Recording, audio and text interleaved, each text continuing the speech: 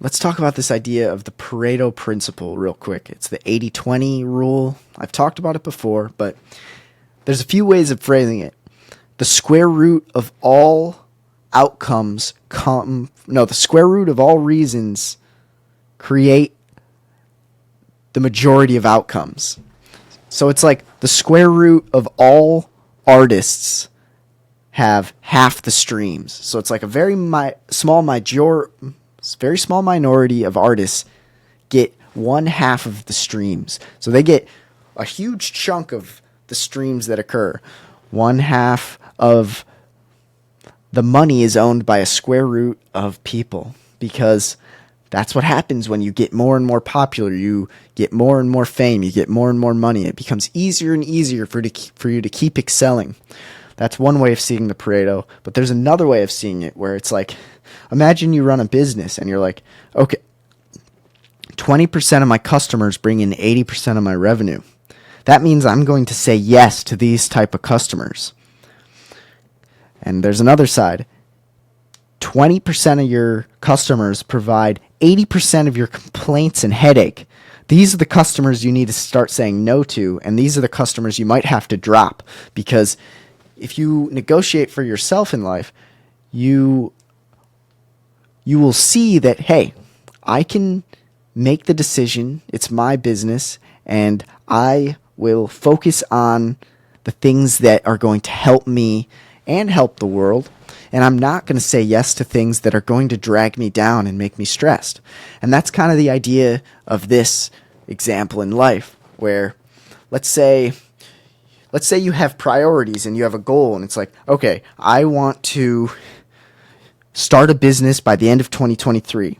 So this is where it's like, okay, this is where if you spend most of your time, or if you just, out of all the things you can do throughout the day, 20% of that, if you spend on your business, but that's going to provide a huge result, you need to put huge effort into the saying yes for this small portion of your life. But you can start saying no to the majority of other things, because you're realizing that, hey, the majority of these other things do not align with my current vision right now. So say no to those 80% and say yes to the 20% of things that are going to excel you. And that's where it's like, same thing with friends. It's like there's probably 20% of your friends that are like truly bringing you up and motivating you to move forward. And there's probably 80% of them who are not.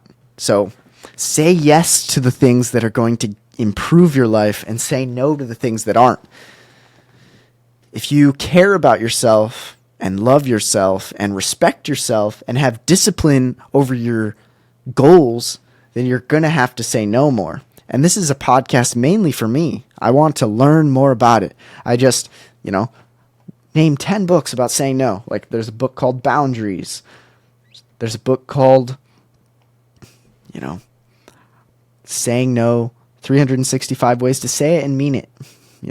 When I say no, I feel guilty. That one is I haven't read any of these. I'm just like, these are books that are now on the list, the ever-growing list. But why is it that sometimes we feel guilty when we say no?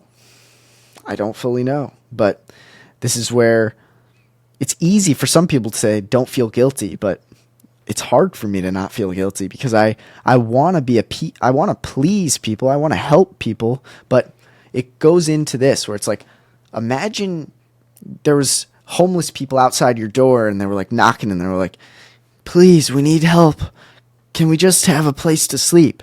And it's like, if you start saying yes to too many people, you now will no longer have the freedom of time, space, mental clarity to help the world in the ways that you're designed to. If you say yes to everyone, you no longer are very helpful. If you say no to mostly everything, you are now going to be maximally helpful for you and the ones around you. As Steve Jobs says, it's like, if you're able to say no to most things, that means you can say yes to the very, very important things in life and in business.